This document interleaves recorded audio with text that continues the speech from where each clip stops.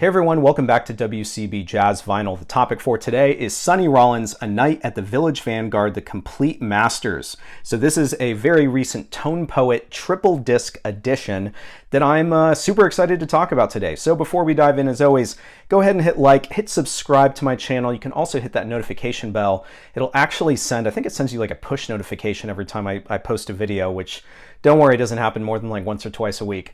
You can also head over to Instagram and follow me. I'm at what_can_brown. So there was a lot of excitement around this release. One of the reasons is that when Blue Note released their schedule, their calendar for 2024, they didn't mention this one, but they said that there was basically going to be a surprise that was going to be announced. I want to say it was like the end of January, maybe beginning of February. So they sort of teased it ahead of time and said it was going to be a big thing. And this is a big thing. This is the 3-disc, again, the complete masters of A Night at the Village Vanguard by Sonny Rollins. It's not the first time this content has been released. I know that it's been released, I want to say by the Applause label in like the 80s. I actually at one point had that edition, and so I've heard this content before. I also think it's been released in Japan, possibly by Toshiba. But this is, I believe it's like the first time that we've had an edition that is so well represented or so well presented. And then the other thing, and really the big news about this release, is the source material. So everybody knows that Tone Poet sources from the original master tapes. And that's impressive on its own. So the big news here is the source material. And I'm not going to pretend to know everything about this, but I'm going to tell you what I do know in layman's terms, because that's the only way I can say it. But basically, a studio master tape would record at 15 IPS, or inches per second, which is the speed at which the tape sort of moves across the heads of the equipment, okay? The problem in this particular case was that the recording equipment wouldn't have been able to fit into the Village Vanguard because of this very narrow staircase. So I don't know if any of you out there have been to the Village Vanguard. I highly recommend it. There's just crazy musicians that come through there. I've seen, I've seen Cedar Walton there, and Lou Donaldson, and Roy Hargrove, and just a number of insane musicians. And it's a very narrow staircase, and that's my point. So Rudy Van Gelder, the recording engineer for even this live date, so he went to the site with his equipment to record it. He couldn't fit the equipment down the stairs, and so what he brought was equipment that basically recorded at 7.5 inches per second. And that tape hasn't been touched since he originally transferred it to a 15 IPS tape. So again, when he brought the 7.5 IPS tape back to his studio, he transferred it immediately to 15 IPS and then recorded the album that we have heard from that 15 IPS, and the 7.5 hasn't been touched since then. So they were able to actually use that original 7.5 IPS tape for this edition. And so what that means, I suppose, tangibly, I mean, you could say, what's that extra step transfer? I don't know. I don't know if we would be able to hear it, but the bottom line is that 15 IPS has been used so many times for all these other reissues, and the 7.5 has been used since, and so it's in better shape. Apparently that's the long and the short of it, is that it is in better shape than that 15 IPS was, and this is the first time it's been used. All right, so hopefully that was enough in layman's terms for both of us. So let me tell you a little bit more about this physical release, and then I want to talk a little bit about the music as well. I've talked a lot about Sonny Rollins lately in a variety of videos because he's just had so many fantastic releases, both by Kraft, as with their Way Out West box set, right? And then also with Zev Feldman produced a Sonny Rollins set for Record Store Day. So I just feel like there's been a lot of Sonny Rollins energy lately, and that's a good thing. In fact, the other reason is because Aidan Levy put out this really fantastic biography. If you're a reader at all and you like biographies and you like reading about jazz like I do, you have to check out Aidan Levy's Sonny Rollins biography. It is insanely long, first of all, and it's almost like a session by session like reflection, like by Sonny Rollins of every single session. There's so much detail, and don't get me wrong, it points, it's like, oh my gosh, we're seriously talking about another session, but it really gets into Sonny Rollins the musician and his process, and like some of his like that sort of like self-doubt, and like how much he analyzed his own playing. And it's just fascinating to hear so much about his process and about the man. And so I highly recommend that Aidan Levy box set. And it just struck me that just purely by coincidence, I suppose. I always have this picture up here, but this is a fantastic portrait by Bert Goldblatt that would have been taken right around the same time, because you've got the the goatee, right? So kind of fitting that that's a permanent fixture of my listening room, and it's actually one of my favorite photos that I have in this listening room that I was able to develop from the original negative, because I own the original negative. And anyway, I'm very proud of that. That I'm able to display that fantastic photo that no one else has. All right, so let's talk about this. Let's talk about this release. So what you'll note about this this gatefold is a couple of things. One is that it follows the Tone Poet look and feel, right? So it's just really well constructed gatefold jacket, high gloss. I'm getting fingerprints all over it, right? It's got a spine on it, probably a little bit thicker than your traditional Blue Note spine, because again, we're fitting 3 discs in here and not just one. So how they treated this, I think, is just particularly great.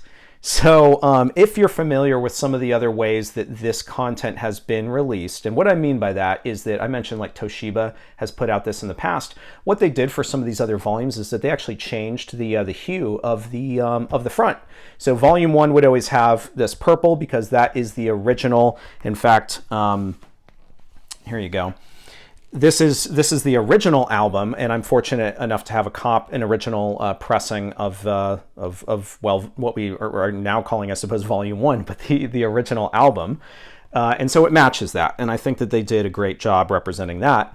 Volume 2 looks like this, right? So it's yellow hue, and again, that follows, again, I keep saying Toshiba. I'll double check, and if I'm wrong, I'll correct myself with some like a subtitle.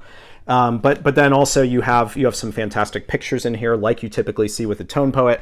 And then, and so there's a pocket here for volume 2, right? And then here's volume 3 with blue and another fantastic picture. And I do believe these pictures are actually from that original session. We also have the original liner notes on the back from the from the original studio album. And then, more than that, which we typically don't get with a Tone Poet, is we have this booklet that is also in the hue of the original record.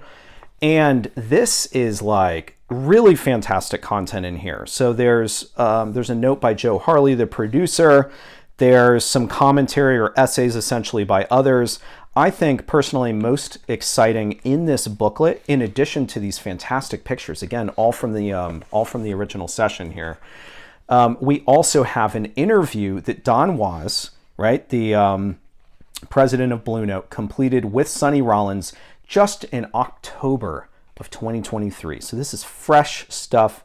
He tells him that Blue Note's releasing this. He tells him about the 7.5 IPS tape and how great it is, and he asks him about the experience. And like, Sonny Rollins, I think rightly so, right? The man put in his time in the spotlight, but he seems to have been a relatively private guy otherwise since he retired from performing music.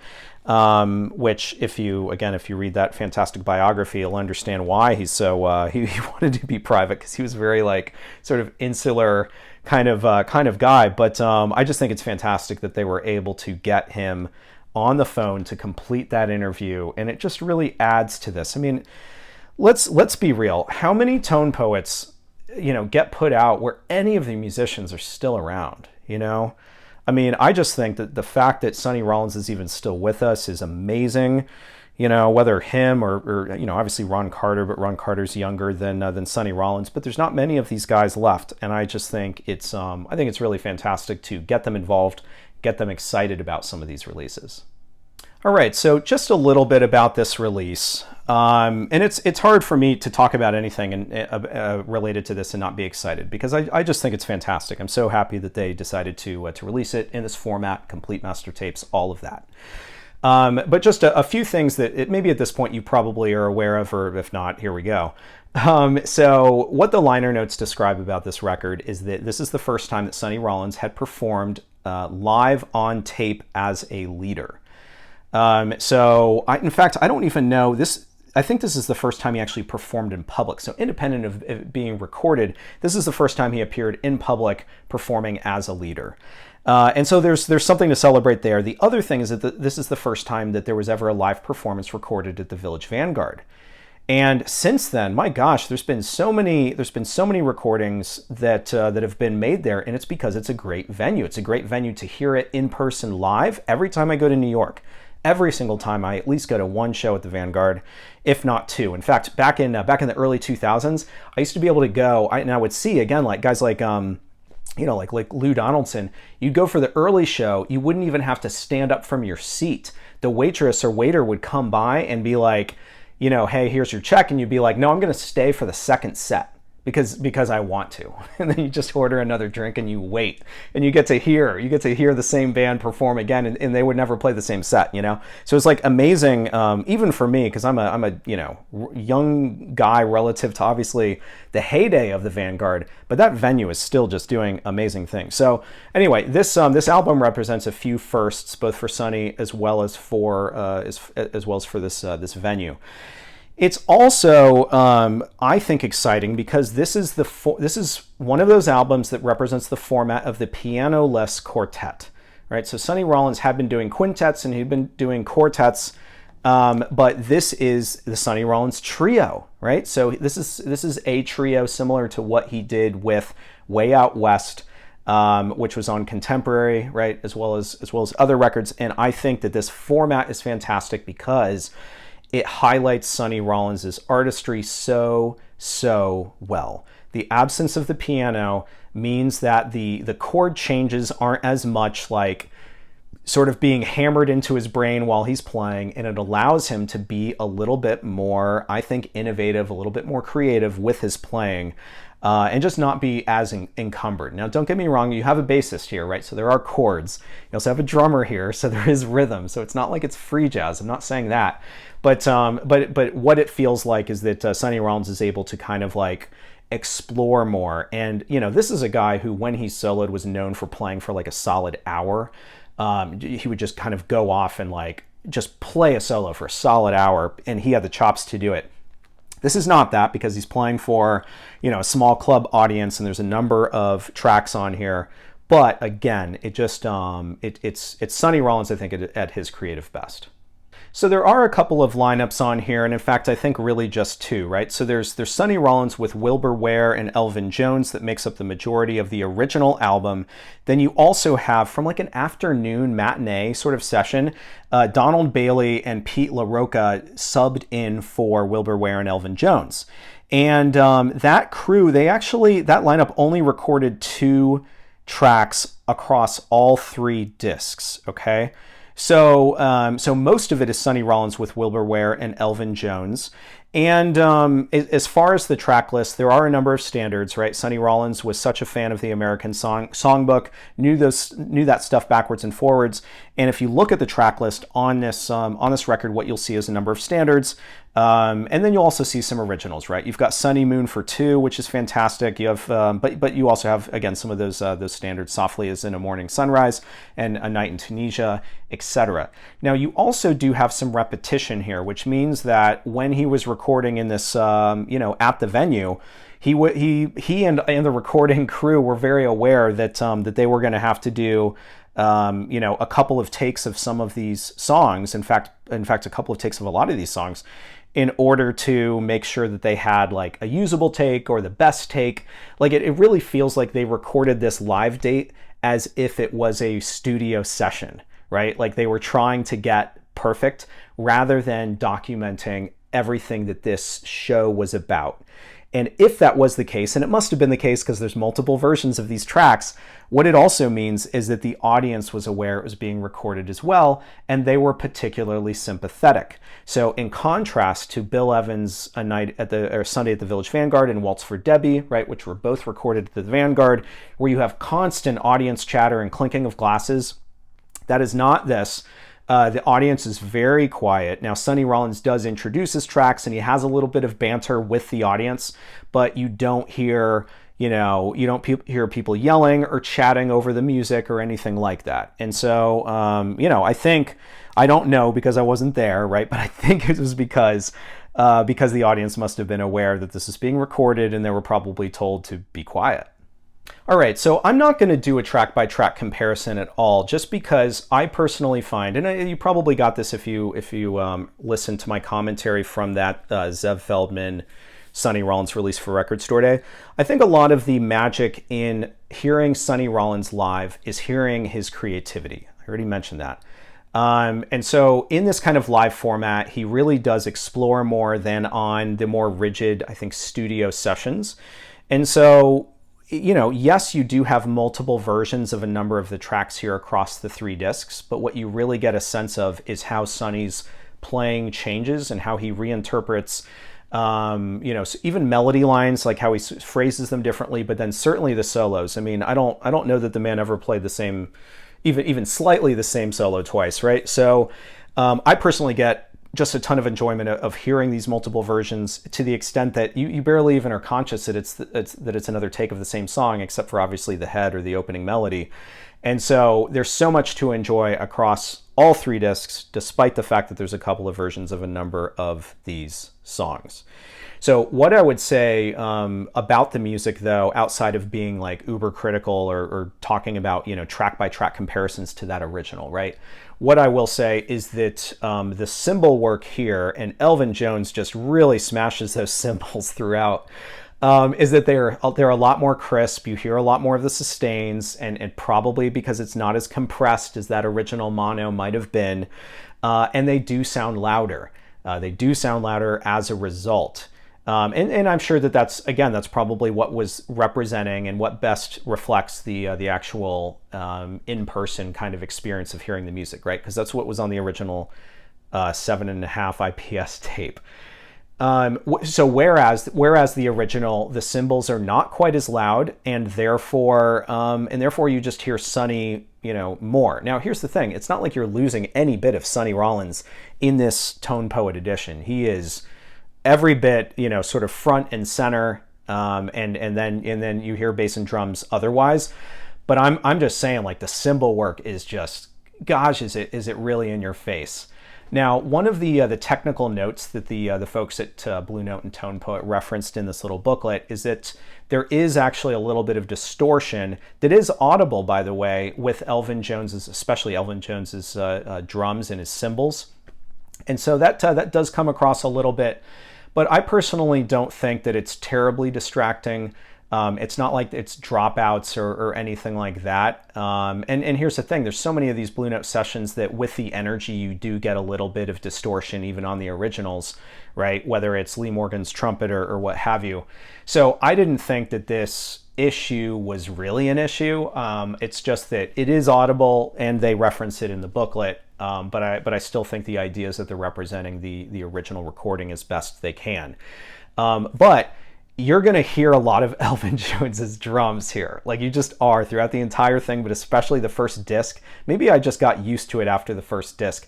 But it is, like I said, it's just really aggressive, and it's more audible than in the original pressing.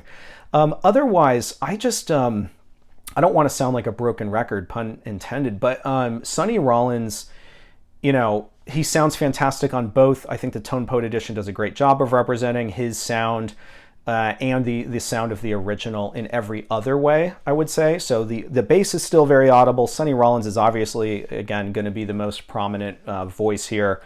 So otherwise, there really isn't a ton of sonic differences.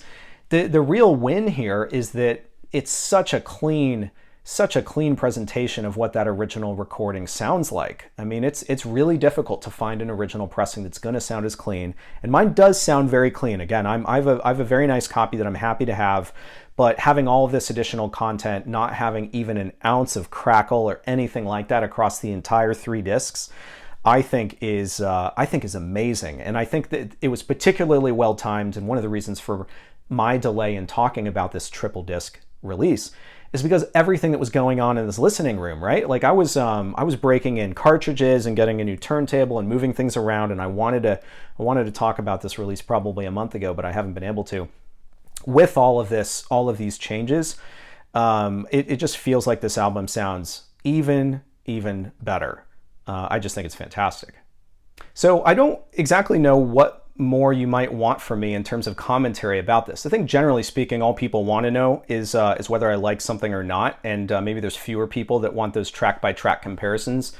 But I am going to kind of leave it at that. I just think I think it's a home run. I think that there's nothing to complain about with this, and I think that if you don't have this this album in any other version, or you haven't heard some of this additional content, man, I just think that this is a fantastic way to hear this music. I think the retail price, at least on Amazon lately, has been somewhere around $70, which, you know, if a Tone Poet is what, like $38.98 or something like that retail, $70 for a triple disc, you know, it sounds about right. I understand that some people would say, you know, oh, but it's one album. But remember, it is triple discs. It's 3 LPs that are packed of music, and it really just seems some of the best.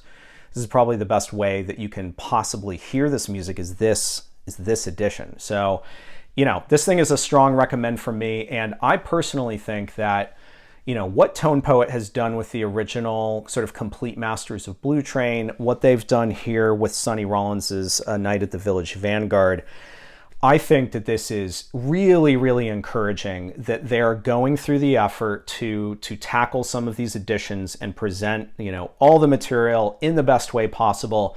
I think that that there's only good things to come in terms of what more that they could do because of the vast amount of recordings that that Blue Note has at their disposal. So I just think that this is really good news, and I think I just can't wait to see what more might come in the future, both with their individual, well, with their single disc releases, as well as obviously the possibility for some of these expanded editions and box sets.